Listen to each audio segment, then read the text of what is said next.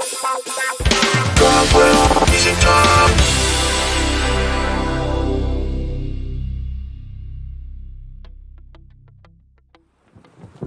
everyone, welcome to another episode of Rob Wells Music Talk. It is the winter and I'm here at a dog park, and I thought what better time than to make a video than right now. It's really quiet here. There's nobody here except me and Bodie. Everyone say hi to Bodie. Hey Bodie. We were dog sitting Bodie for a couple of weeks. He's a great dog, and he's lovely. But there's no other dogs here, so he's a little bored. I'm a little bored too. That's why I'm doing this video. And the reason why I'm doing this video today is because this past week I've had a couple of conversations with different people around the world, and some local, some far. But a lot of the conversations kind of started like this. Hey, you know, Rob, I just wrote a song and I released it, and nothing's really happening with it right now. I don't know why anything's, or I don't know why nothing is happening. Why there's no traction, why no one's really vibing with the song or anything like that. And my answer to them is always going to be the same thing. I feel like people are in this mode where they write something and they instantly want to release it without giving it much thought. Write and release seems to be the thing that most people are doing. And I think that the majority of the world is doing this. There's 100,000 new songs that are being uploaded to Spotify every single day. 100,000. That's a lot.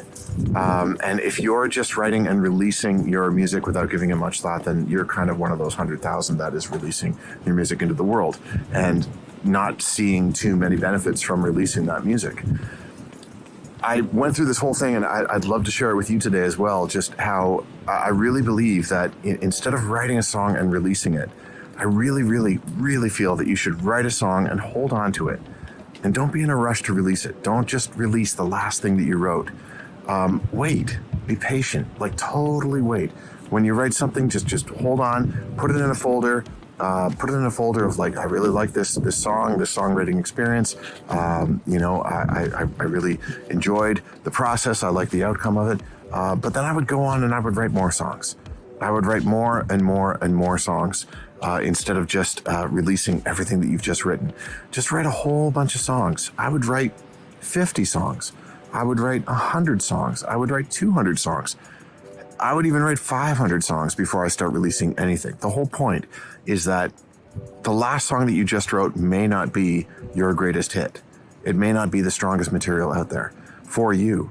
And if you write a whole bunch of songs and you take your time and you're patient, and then you zoom back enough and you look at all these songs when you're done, say 100 or 200 or even 500.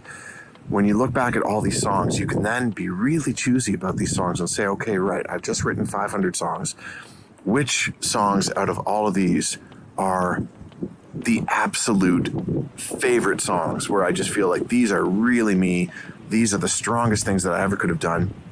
And what I would do is I would take that 500 and I would find 50 songs that you think are absolutely amazing out of that. So that's like a 10% ratio right there. So if you write 100 songs, find 10 that are really, really good. You write 50 songs, find 5 that are really, really good.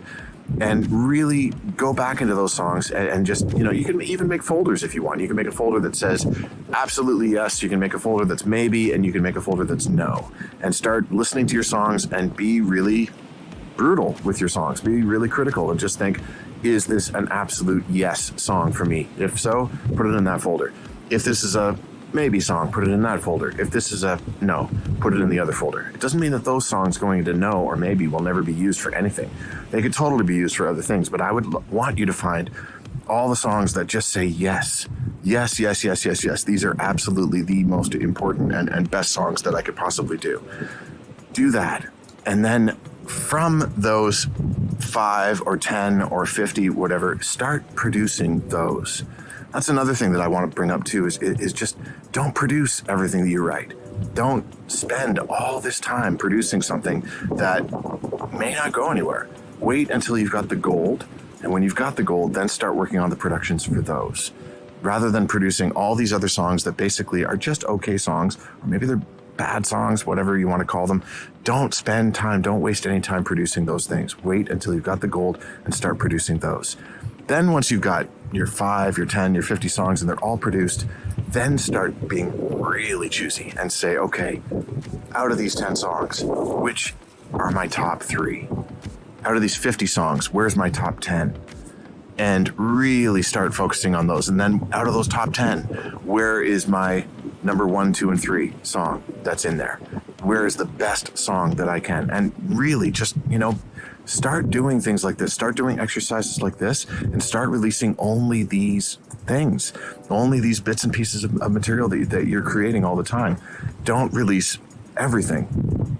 Be known as somebody that is releasing only quality material, that whenever anybody comes to your site for streaming or for downloading or for purchasing you at a store or anything, that they know every time that they come to a song, this is your absolute best, this is your gold, this is your greatest hit or hits, and that they're going to get absolute quality out of coming to you, to listen to your material.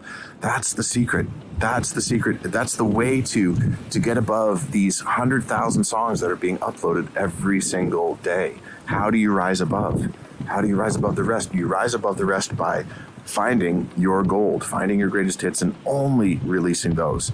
Don't just release things that are just okay, that are just good. The greatest enemy of great is good, right? So don't release the good stuff. Only release the great stuff, the absolutely undeniable stuff. And the only way to find that is to write so many songs and then be very choosy as to what you release into the world, what you end up working on and putting out there for the world to hear. Anyhow, I hope this was helpful to you. I know that it was helpful to some other people. I know that all the top artists of the world, they do this when they release an album. Adele definitely writes 500 songs in between albums and then releases 12. And you know that every time that you go to listen to an Adele record that it's going to be absolutely amazing. It's going to be an absolute banger. Every song is going to be great. It's all going to work together. It's all going to feel very legitimately like her. It won't feel like somebody else. It's definitely an Adele record, and these are the best songs that she came up with out of the 500. She didn't just write 12 and release 12 and that's it. So that's what I wish for you. I wish for you to keep writing, write every single day and be very choosy and only release your greatest hits and only end up producing your greatest hits so that you end up spending more time on the writing than you do producing. Don't produce anything that's just good because, as the saying goes, you can't polish a turd, right? I'm not calling your songs turds, but that's what the saying is, and I kind of believe that. You can't make something that's good really great by clever production.